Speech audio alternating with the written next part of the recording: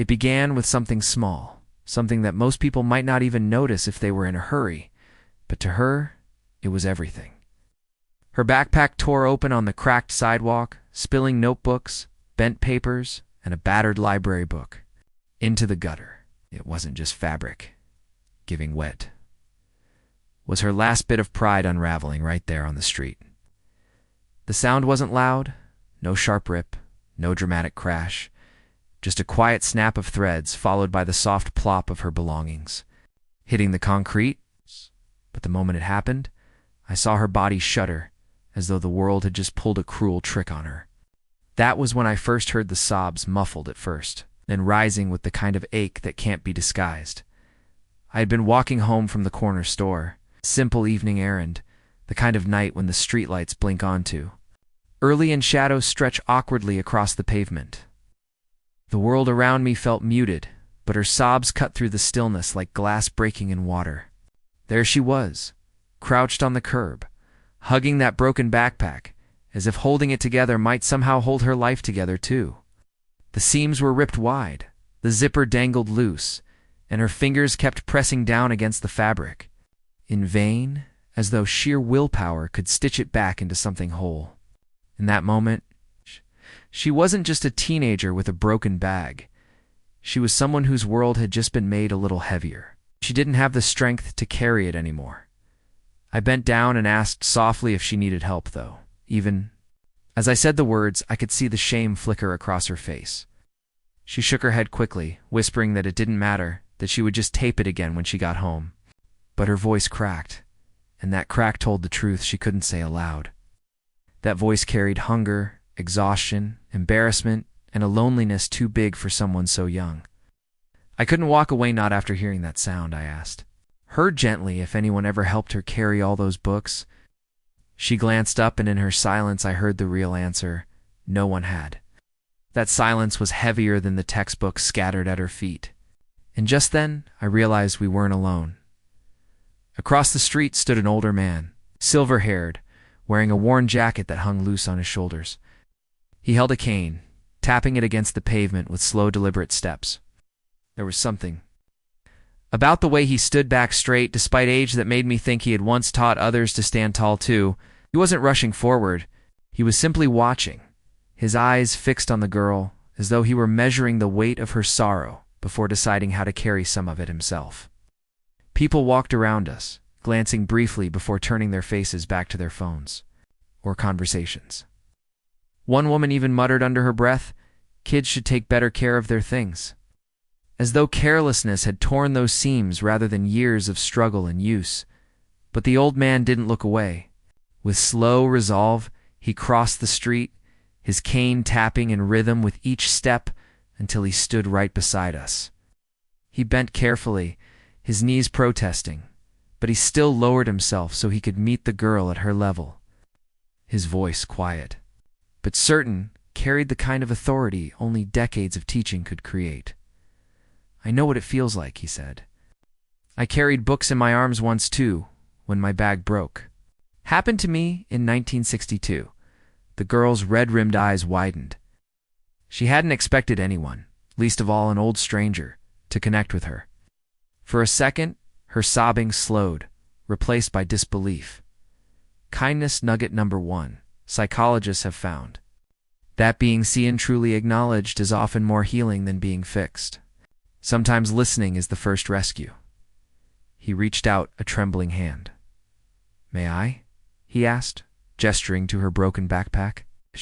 She hesitated, then slowly handed it to him. The bag sagged in his grip. The bottom was torn through, straps nearly frayed to strings, but it wasn't the damage that caught my eye. It was what lay inside. Among the scattered pages and battered pencils was a neatly folded sheet of paper, its edges worn from being handled again and again. Across the top, in careful handwriting, was the title, "Why I Want to Be a Teacher." The girl saw my eyes flicker to it and immediately tried to tuck it away, her cheeks flushed. "It's just homework," she muttered, ducking her head. But the old man's gaze lingered on it with something different. His hand brushed across the paper as though it were made of gold.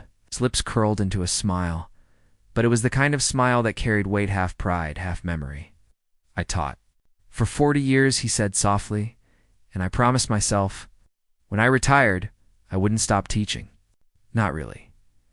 That essay wasn't just words to him. It was a spark that rekindled a forgotten promise. A moment of recognition between a dream beginning and a career long finished. Now circling back to life, the girl finally admitted, in halting fragments, that money was tight, that her mother worked long night shifts, that this backpack had been bought second-hand, already torn. She had stitched it and taped it until there was nothing left to hold together. Replacing it felt impossible. And then came the part that made my throat close. She confessed that sometimes she stayed late at school, pretending to study, just so her classmates wouldn't see her carrying the broken bag home. This wasn't about a backpack anymore. It was about dignity. It's about hiding shame so deep it shaped her routines. The old man's jaw tightened. He set the broken bag carefully on the curb, like one might set down a wounded bird, and said with quiet thunder, books should never be a burden. Kindness, nugget number 2. Studies show that small gestures, restoring dignity like fixing clothes or sharing food privately, can reduce shame more effectively than large public charity. The girl wiped her eyes with the back of her hand. It's fine, she whispered. I'll just carry them in my arms. But the old man shook his head, his voice steady and immovable. Not while I'm here. If you believe every child deserves dignity, I said into the air, almost to myself. Screenshot this moment, share it with someone who needs hope today. The next day I saw him again. The old man stood near the school gates, holding a plain brown paper bag folded carefully at the top. He shifted his weight on his cane, waiting with the quiet patience of someone who had waited through many decades already. When the girl emerged, still carrying her broken backpack slung sideways, he stepped forward. From that bag, he drew out something wrapped in crisp tissue paper. Slowly, he handed it to her. She peeled it open, and there it was, brand new backpack. Sturdy, navy blue, reinforced seams, zipper that gleamed in the sunlight. Her gasp wasn't just surprise, it was relief bursting out after being held down too long. For me? She asked, her voice trembling. He nodded, his smile gentle. I bought thousands of supplies for my students over the years. One more backpack won't bankrupt me. But it might carry your dreams a little farther. She hugged it to her chest, tears rolling freely now. Around us, people noticed. A cafeteria worker clapped softly. 2 boys recorded a video on their phones. By evening, the clip had traveled across neighbors' feeds, whispered from one friend to another. By the weekend, the school office was filling with anonymous donations, pencils, notebooks, even gift cards tucked into envelopes. Kindness, once sparked, had started to snowball. Strangers helped strangers, all because one retired teacher refused to let a backpack become a burden. A week later, the girl found me again. She opened the front pocket of the new backpack and pulled out an envelope. Inside was a handwritten letter, penned in neat looping script. She read aloud, her hands trembling. I once carried broken bags too, but someone gave me a chance. Every child deserves a chance. Don't just dream of being a teacher. Be one. The world needs you. That letter wasn't just words, it was permission. Permission to believe her dream was valid, her struggle temporary, her dignity intact. Kindness nugget number 3. Research shows that written notes of encouragement can significantly boost resilience and academic perseverance, sometimes more than financial aid alone. Today I still see her walking that same route home. But now she carries her backpack proudly, her shoulders squared, her gaze forward. That bag isn't just fabric anymore, it's a vessel for dreams. A shield against despair, a symbol of a community reminded of its heart and the old man.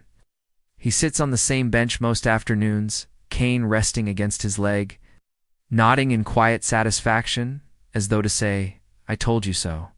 Because kindness doesn't retire, it multiplies. But there was one last twist. Weeks later, the girl discovered something hidden in the side pocket of the backpack. It wasn't brand new after all. Tucked inside was a small leather-bound diary. The old teacher's diary from his final year of classes. filled with names, reminders, lessons, and thoughts scribbled in margins.